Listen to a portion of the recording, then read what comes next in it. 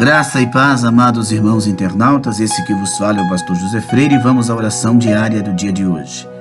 Santíssimo e eterno Deus, maravilhoso Pai das luzes, mais uma vez estamos reunidos aqui com uma família, uma visão além, para juntos orarmos, buscarmos a Tua presença santa, pois nós sabemos, ó Pai, que quando o homem e a mulher entra na presença viva de Deus, quando o homem e a mulher entra na presença santa de Deus, é um privilégio nos concedido, é um privilégio que temos para buscarmos a face adorada do Senhor Jesus. Ó Deus maravilhoso, ó Deus de poder e de magnitude, Sua palavra é viva, Sua palavra é santa, Sua palavra é luz para os nossos pés. A Sua palavra, Senhor Jesus, é a nossa bússola, é o nosso GPS, é a nossa constituição. Ah, Santíssimo, a Tua palavra fala dos livros históricos, falam da elevação e a queda da nação hebraica.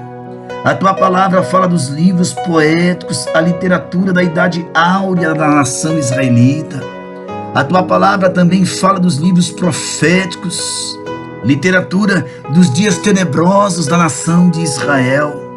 Sua palavra traz para nós o maravilhoso, os evangelhos, o homem que a nação ganhou. A Sua palavra também fala dos atos, seu reinado começa em todas as nações. A Sua palavra também fala das epístolas, seus ensinos e seus princípios, principalmente as epístolas do apóstolo Paulo. A Tua palavra, Senhor Jesus, ela também nos tem um livro precioso, o livro do Apocalipse, previsão do Seu domínio universal, Senhor. Ó Deus maravilhoso, ó Deus de maravilhas, a Bíblia que se divide em duas partes distintas, o Antigo Testamento e o Novo Testamento. O Antigo Testamento que contém, Santíssimo, 39 livros e o Novo 27 livros, num total de 66. A Bíblia é uma coletânea de livros para alimentar a alma do homem. É ali, através da Tua palavra, que o Senhor se revela aos teus, aos mortais. A Bíblia é o livro mais traduzido no mundo, Santíssimo. É o livro de maior circulação no mundo, ó Deus poderoso. A Bíblia foi escrita por cerca de 40 autores, meu Deus. Ó Santíssimo Deus, ao longo dos 16 séculos foi que a Bíblia foi escrita, para chegar até as nossas mãos a Sua palavra, que alimenta a alma, que sustenta o homem, escrita por príncipes, soldados, reis, fazendeiros, copeiros, médicos, pescadores, ó Deus de amor e de imensidade. Sua palavra diz que não existe outro a não ser o Senhor. Tu és o grande eu sou, e não há outro depois de Ti. É por isso que nós nos humilhamos na Tua presença. É por isso que nós buscamos a face adorada. E nós sabemos, Pai Santo, Pai de amor, que a razão da nossa existência é o Senhor. A Bíblia diz e nos revela que a razão pela qual nós não somos consumidos é a Sua palavra. E não existe outra forma de se apropriar dela a não ser ler, examinar, amar a Tua palavra, confiar na Tua palavra, obedecer a Tua palavra, meditar na Tua palavra, esconder a Sua palavra no nosso coração, porque os efeitos da Tua palavra, Senhor, ela vivifica, ela revela, ela gera temor, ela sara, ela cria, ela vence e ela impede o homem de pecar. Santíssimo, limpa os nossos corações, purifica, meu Deus, os nossos corações do pecado, do engano, da mentira, das vaidades da vida, para que nós não sejamos enganados, sabe, Senhor, iludidos por tudo que esse mundo aí fora tem a apresentar. Quantos se perderam nas ilusões do mundo? Quantos se perderam enfrentando tempestades terríveis sem a pessoa do Senhor Jesus? Mas contigo, Santíssimo, nós vencemos as enfermidades, nós vencemos as dificuldades, nós enfrentamos as tempestades tendo certeza que seremos vencedores em Cristo Jesus. Ó Deus da minha salvação, não deixe, papai, que nós venhamos perecer, que nós venhamos cair, que nós venhamos olhar para as lutas, para as dificuldades da vida, porque muitos, Pai, têm olhado para as coisas do mundo e se perdido. Que nós possamos olhar somente para Ti, Autor da nossa fé, Deus da nossa salvação.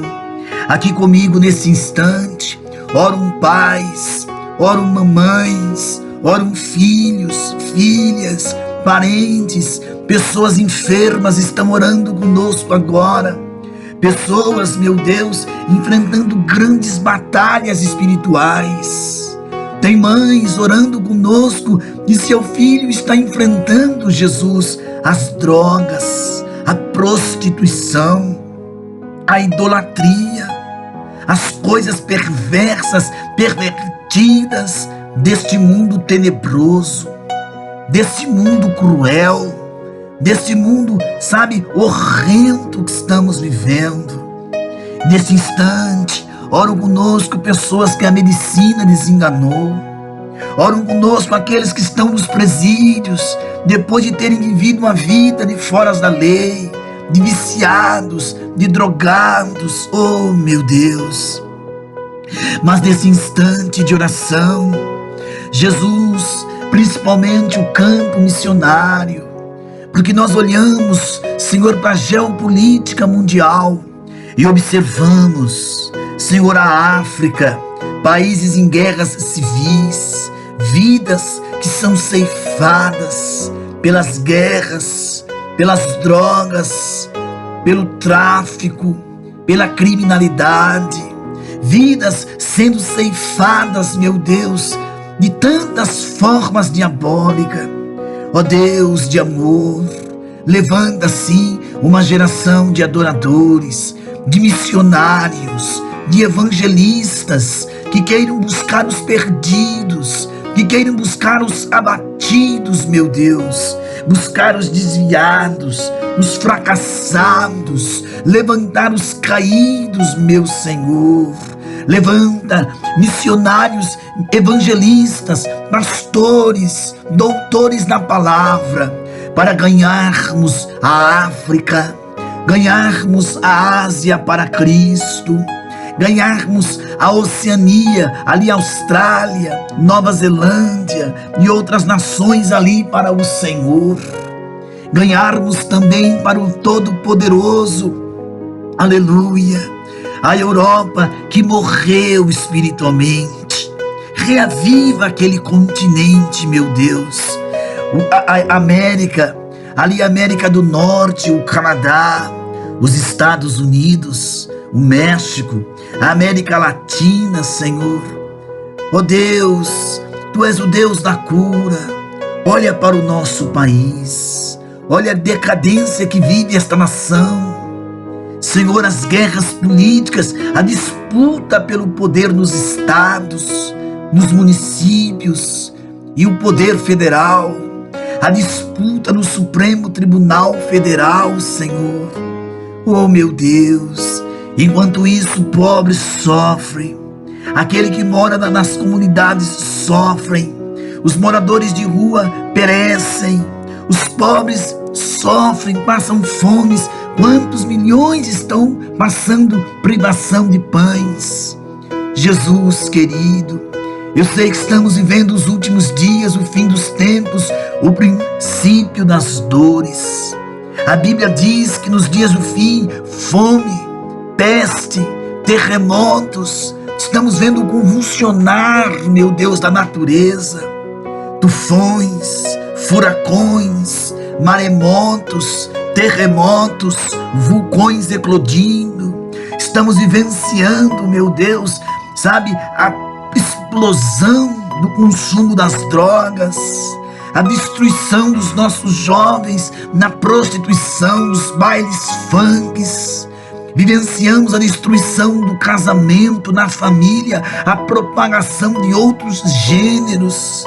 Deus, sua palavra está se cumprindo.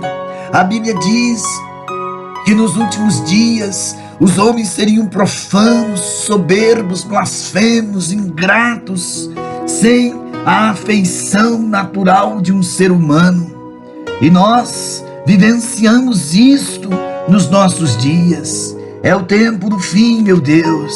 Verdadeiramente, lá no livro de Timóteo, de 1 Timóteo, no capítulo 4, o Senhor já nos alerta, falando da apostasia dos últimos tempos.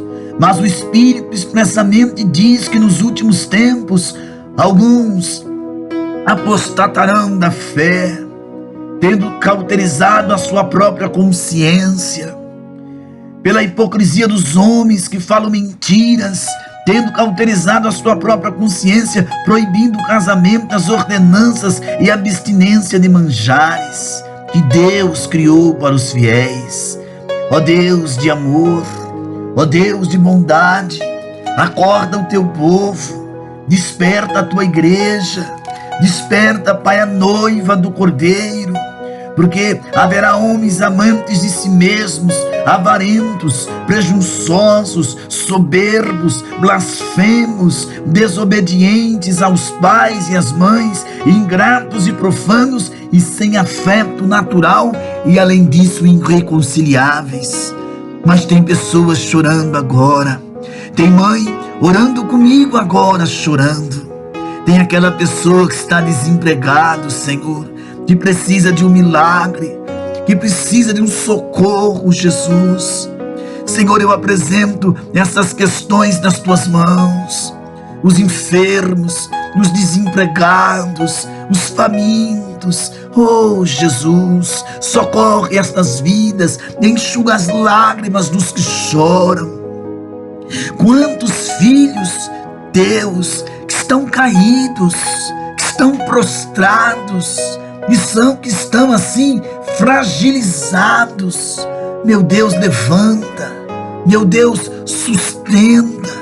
Meu Deus, coloca de pé esse povo para te louvar, para te adorar, Senhor.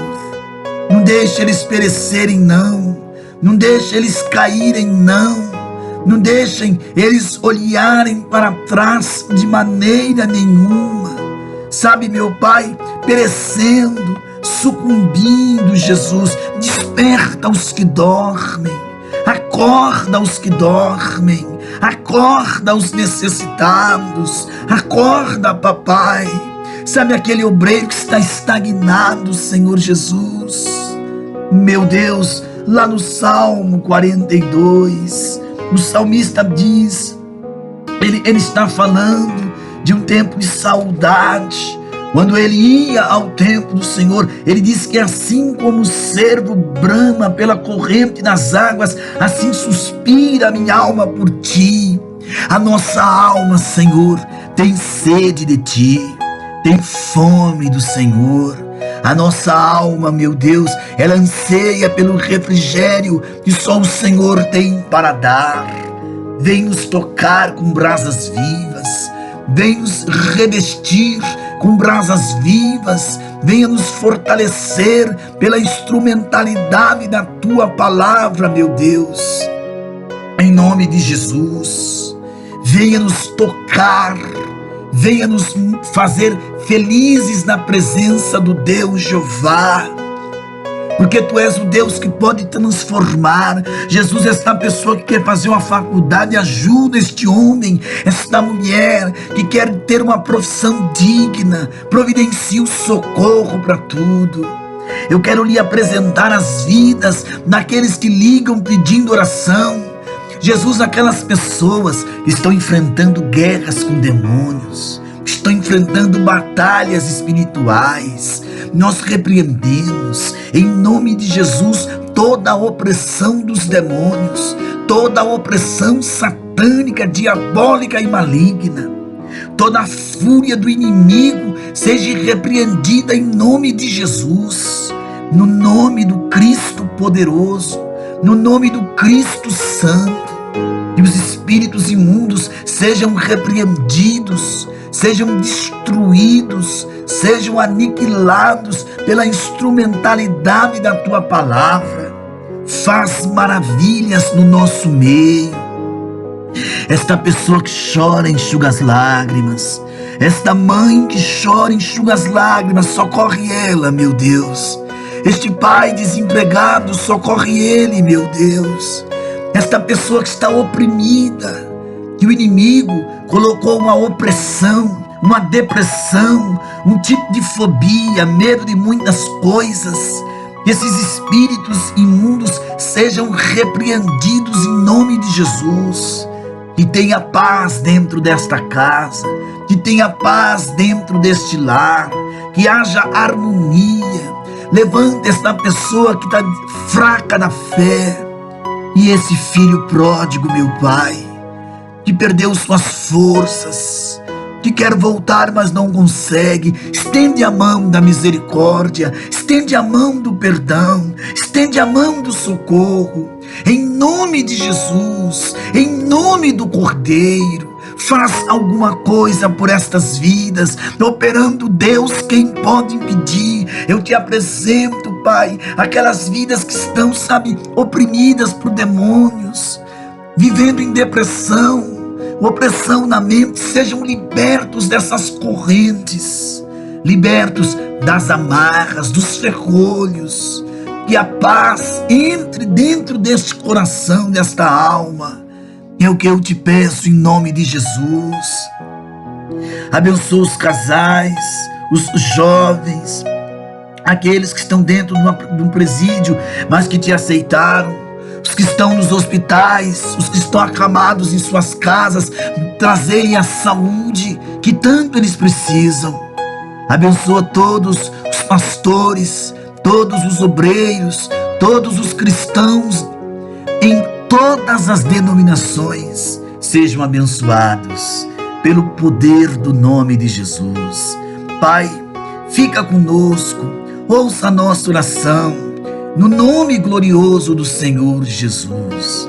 Amados irmãos, vamos falar um pouquinho sobre sofrimento, Superando as tempestades da vida, ou enfrentando provações e tribulações na vida, porém com Deus, tá? Então vamos à palavra de hoje. O texto de hoje está lá em Mateus, no capítulo 14, livro do Evangelho de Mateus, no capítulo 14, no verso 22 ao verso 33. Porque esse texto, ele vai tratar de alguns assuntos importantes, tá? 14, 22, onde você encontra Jesus anda por cima do mar. E logo orientou Jesus os seus discípulos que entrassem no barco e fossem adiante para outra banda, enquanto despedia a multidão. E despedida a multidão, subiu ao monte para orar à parte. E chegada já a tarde, estava ali só, e o barco estava no meio do mar, açoitado pelas ondas, porque o vento era contrário. Mas, à quarta vigília da noite, dirigiu-se Jesus para eles, e caminhando por cima do mar, e os discípulos, vendo-o a caminhar sobre o mar, assustaram, dizendo: é um fantasma. É um fantasma, Esta passagem, meus amados irmãos internautas aqui do canal Uma Visão Além, esta passagem fala de um dos milagres mais surpreendentes que Jesus Cristo fez.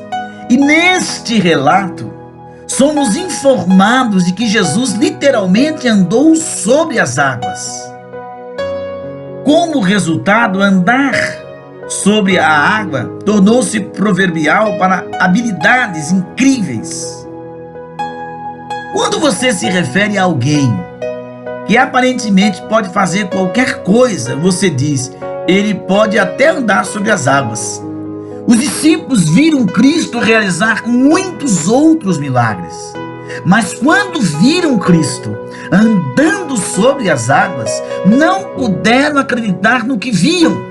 Na verdade, eles presumiram que ele era um fantasma, um espírito, de outro mundo. E aparentemente, eles não podiam nem mesmo conceber a ideia de Jesus andando sobre as águas. Esse foi um milagre muito maior do que qualquer coisa que eles já tinham visto antes. E a propósito, essa é uma das muitas razões pelas quais sabemos que Jesus realmente andou sobre as águas. Na mitologia, queridos, as pessoas esperam que o estranho e o milagroso ocorra dos seus heróis, Mas os discípulos não esperavam um milagre como esse.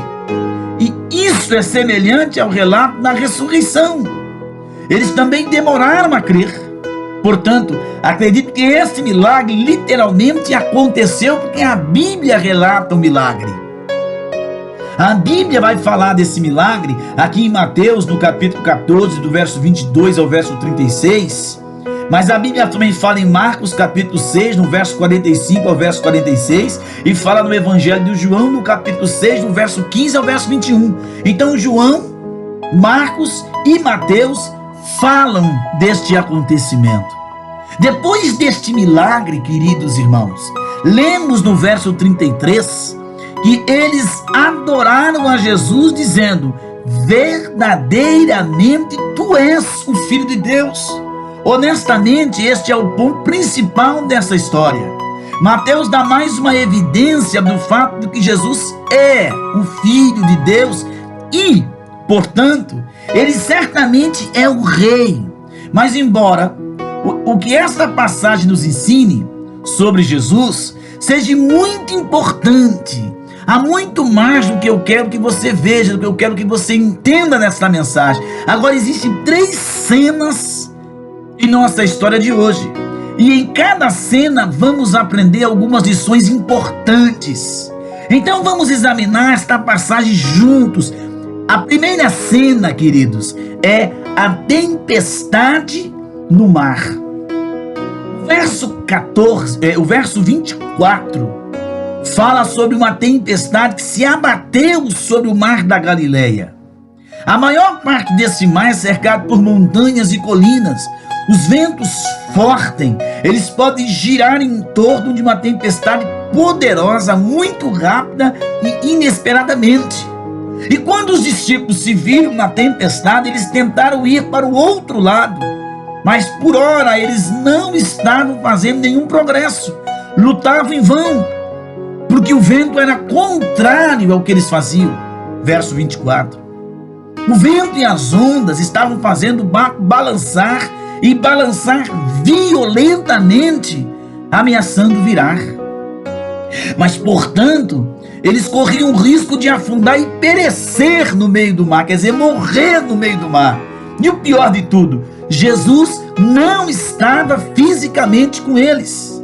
Na última tempestade, Jesus estava lá com eles. E depois de acordá-lo, ele rapidamente veio ao seu auxílio, mas desta vez Jesus não estava com eles. Segundo ponto, no meio da tempestade, eles sem dúvida se perguntaram por que Jesus os havia enviado sozinhos. Existem lutas que parece que nós estamos sozinhos. Existem batalhas que parece que nós estamos sozinhos. Como eles olharam para trás, para o contorno escuro das colinas, onde sabiam que ele estava, e se perguntaram, por que, Senhor, você nos mandou para esta tempestade? E o que piorou a situação foi o fato de que o verso 22 diz que Jesus obrigou os seus discípulos a entrar no barco, quer dizer, foi Jesus que mandou, entra no barco e remem. E ele os instruiu a irem para o outro lado, sem ele. Enquanto ele mandava a multidão embora, Agora, como Filho de Deus, Jesus deveria ser capaz de prever que seus discípulos, meus amados, enfrentariam a tempestade. Mesmo assim, ele os enviou. Tem lutas que não é para te matar. Tem prova que não é para te matar. Tem provas, tem situações, tá? É para ele fazer você crescer. Tem prova que vai lapidar seu caráter, sua postura, vai lhe dar raízes, vai trabalhar sua fé, vai trabalhar os dons na sua vida, vai lhe trazer experiências com as quais você vai dividir com outras pessoas. É Deus preparando você para uma jornada gloriosa. É Deus te preparando, pastor. É Deus te preparando, obreiro. É Deus te preparando, cantor, tocador, evangelista, jovem de mocidade. Além disso, quando a tempestade veio, Jesus não foi imediatamente ao auxílio deles. Evidentemente, eles lutaram contra a tempestade por várias horas. Observe a duração da luta no verso 25. A quarta vigília é das 3 às 6 da manhã. Então, vamos entender. Sua divindade parece ser enfatizada pela ausência do artigo e pela posição da palavra. Na próxima vez que enfrentar uma tempestade na sua vida, você pode se perguntar por que Deus não impediu que isso acontecesse. Você pode se perguntar por que Deus está permitindo que você atravesse essa tempestade. Algo Deus está fazendo que a nossa mente não é capaz de compreender. Deus poderia nos proteger de todas as tempestades na vida, mas não o faz pelos seguintes motivos. Primeiro, para fortalecer nosso caráter. Durante essas muitas horas, os discípulos foram incomodados pelos elementos e ainda estavam a uma distância considerável do seu destino. Eles realmente se exercitaram. Eles estavam remando o mais forte que podiam contra os elementos, tentando chegar ao outro lado. Portanto, querido, a tempestade os tornou fisicamente mais fortes, mas também os tornou espiritualmente mais fortes. Tiago 1, verso 2 ao verso 4, diz que o teste da nossa fé produz perseverança, paciente, tá? Que por sua vez nos leva para mais perto da maturidade e perfeição. E é por isso que Tiago diz que devemos ter alegria quando nos encontramos nas várias provações da vida. As provações são uma forma, irmãos, de fortalecer o seu caráter, o meu caráter. Disseram-me que as árvores que crescem em áreas que venta muito produzem as madeiras mais resistentes. Mesmo assim, quando você responde às tempestades da vida de maneira certa, elas não vão machucá-lo, mas apenas torná-lo mais forte, mais experiente. Vejam que existem dois tipos de tempestade: tempestades de correção, quando Deus nos disciplina, e a tempestade da perfeição, quando Deus nos ajuda a crescer. Guarde bem isso aí: a tempestade da correção e a tempestade da perfeição. Qual é a que tu está passando? É a da correção pela desobediência, para te colocar no prumo? Ou é a da perfeição para te fazer crescer? Outra razão pela qual Deus permitiu que os discípulos passassem pela tempestade foi para nos ensinar uma lição sobre a vontade de Deus. Sempre que você se encontra em uma tempestade da vida, precisa se preparar para aprender algumas verdades importantes. Deus pode lhe ensinar coisas na tempestade que ele em sua vontade, como eu colocaria, e ainda assim eles passaram por uma tempestade. Então Deus pode nos ensinar coisas na tempestade que Ele pode não ensinar de outra forma. Agora que eles obedeceram a Jesus, eles estavam em sua vontade, e ainda assim eles passaram por uma tempestade. E muitos cristãos, queridos, tem a ideia equivocada de que a obediência à vontade de Deus produz um mar tranquilo, mas isso não é verdade. Além disso, a tempestade veio porque eles estavam na vontade de Deus e não como Jonas, fora da vontade de Deus. Mesmo assim, quando você está passando por algum problema, por alguma provações, não é necessariamente porque está fazendo algo errado. Alguns problemas que causamos a nós mesmos, mas em outras ocasiões você pode estar no centro da vontade de Deus e assim mesmo experimentar uma tempestade da sua vida. Nós apenas temos que enfrentar o fato de que vivemos em um mundo caído, amaldiçoado pelo pecado, e você enfrentará tempestades, você enfrentará provações, você enfrentará problemas na sua vida. Jesus prometeu: no mundo tereis aflições, João 16:33. Finalmente Deus permitirá que você passe por uma tempestade para crescer, para ter experiência, para experimentar Deus de maneira nova e fresca. A tempestade deu a Jesus outra oportunidade de trabalhar em suas vidas. Como veremos, isso levou a uma experiência de sua grande salvação e vitória sobre a tempestade. Portanto, queridos, se você está na vontade de Deus e ainda assim se encontra em tempestade, prepare-se, pois Deus está prestes a fazer uma obra em sua vida e lhe ensinar algumas lições maravilhosas. Quando você passar por uma tempestade seguindo a vontade de Deus, pode ter certeza que Cristo estará com você para livrá-lo da tempestade. Agora vamos para a segunda cena. No meio da tempestade, os discípulos viram o Salvador na água. Os discípulos eles perceberam que não poderiam lutar contra a tempestade sozinhos. Se soubéssemos ou se tivéssemos apenas o verso 24, a situação seria realmente sombria. O vento violento, a escuridão, as ondas furiosas, a ausência de Jesus.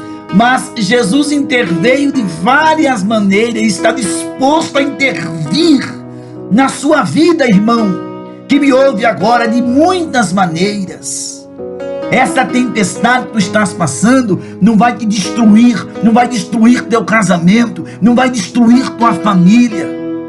Clame mais, consagre mais, se esforce mais. Deus está te renovando através dessa tempestade. Agora, a principal coisa que você precisa quando passa por uma tempestade é fé. Não é fé em pastor, fé em missionário, fé em apóstolo, fé em Jesus.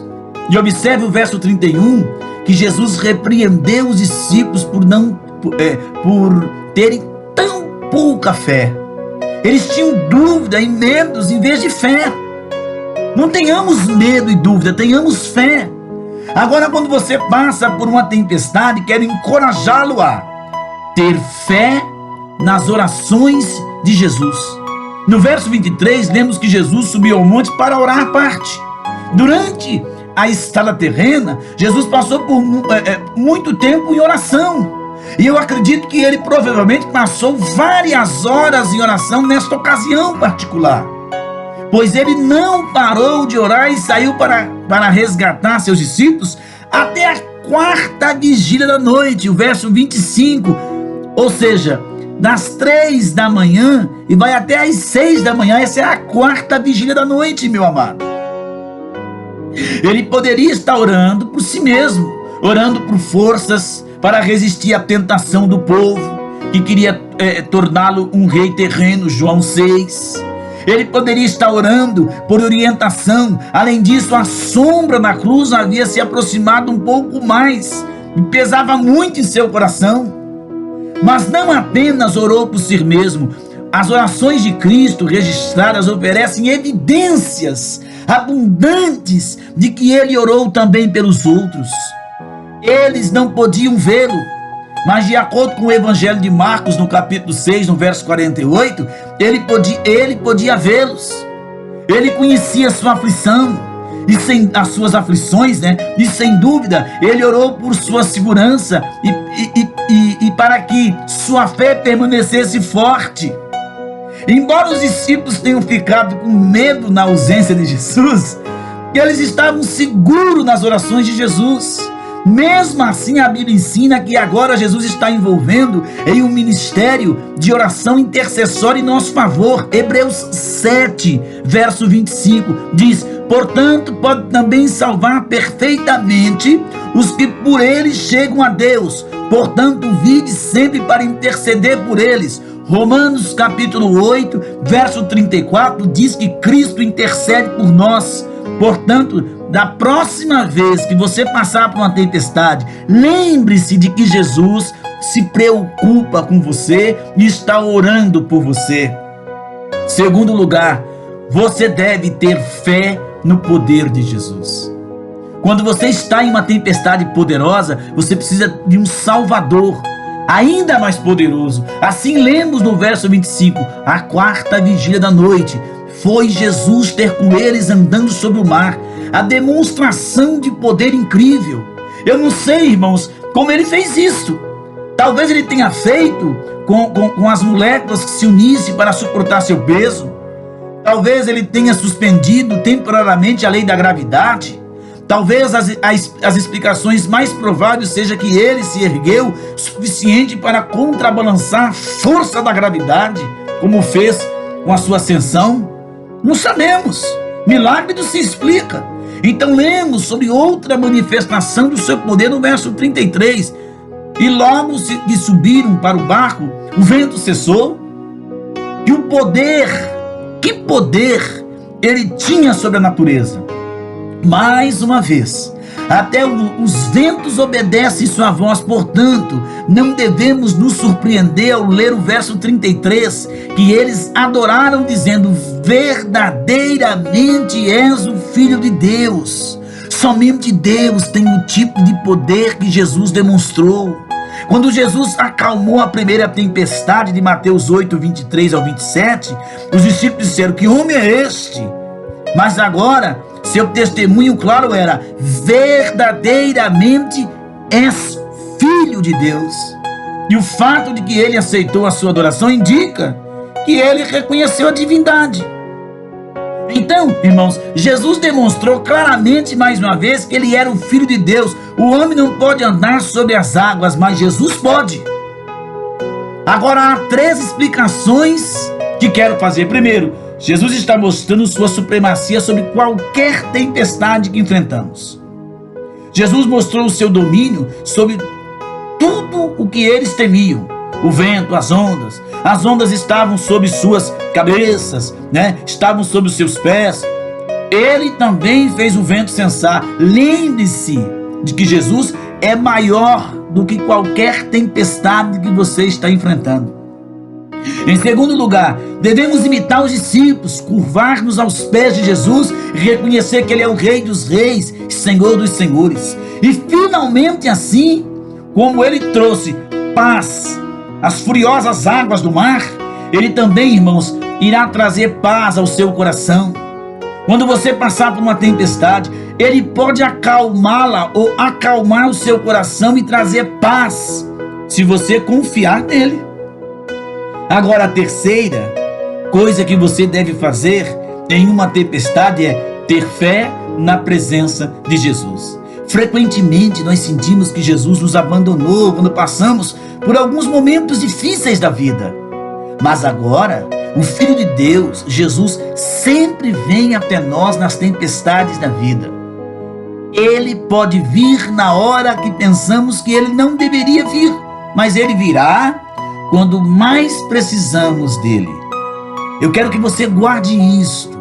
Agora observe que Jesus confortou no verso 27 e disse: tende bom ânimo, sou eu, não temais. Observe que ele disse: sou eu. E só então disse: não temais. Sua presença é única, base racional para acalmar, irmãos. Salmos 23, 4 diz: ainda que eu ande pelo vale da sombra e da morte, não temerei mal algum, porque tu estás comigo. Tá? Então vamos abrir a nossa mente para as coisas grandes. O Filho de Deus, assim como Jesus, assim como Jesus manifestou sua presença na tempestade, ele estará presente quando você passar por uma tempestade. Isaías 43:2 diz assim, ó: quando passares pelas águas, estarás contigo, pelos rios eles não te submergirão, quando passares pelo fogo, não será queimado. Confie na promessa da presença de Deus, tá? E o santo na água? Talvez ainda mais surpreendente do que Jesus andando sobre as águas é o fato de que Pedro andou sobre as águas. Uma pessoa muito interessante esse Pedro, né, queridos? Ele parece não fazer nada pela metade. Quando ele é bom, bom. Quando ele é mau, ele é muito mau. Quando ele se arrepende, ele chora amargamente. E ele passa confiança, né? Ele passa da confiança à dúvida, da profissão clara, aberta de Jesus, como Jesus Cristo, a repreensão desse mesmo Cristo, né? Mas ele andou sobre as águas. Seu discernimento, tenha discernimento, tá? Pedro era muito exigente, mas ele sabia que precisava ter fé para poder caminhar sobre as águas, até onde Jesus estava. Mas ele também entendeu que a fé deve ser baseada na palavra de Deus para ser uma fé verdadeiramente eficaz. Certo, meus queridos? Sua demonstração de fé, Pedro ouviu o Senhor dizendo assim, ó: vem! E isso é tudo que ele precisava. Aquela ordem de Cristo: vem, põe-te em pé, levanta, anda, né? Então é demonstração. Além disso, provavelmente parecia que na tempestade é mais seguro estar na água com Jesus do que no barco sem Jesus. Não é verdade? E a sua derrota? No verso 30, lemos: mas sentindo o vento, teve medo e começou a submergir e clamou: Senhor, salva-me, né? É quando a fé de Pedro falhou. Qual foi a causa da derrota de Pedro? Lá lemos: mas sentindo o vento, teve medo.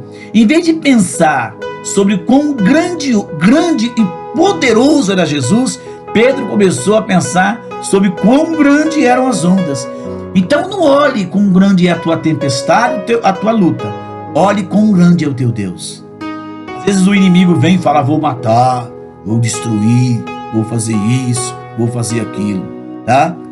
Conclusão desse nosso estudo: eu disse anteriormente que já passei por várias tempestades, queridos, na minha vida.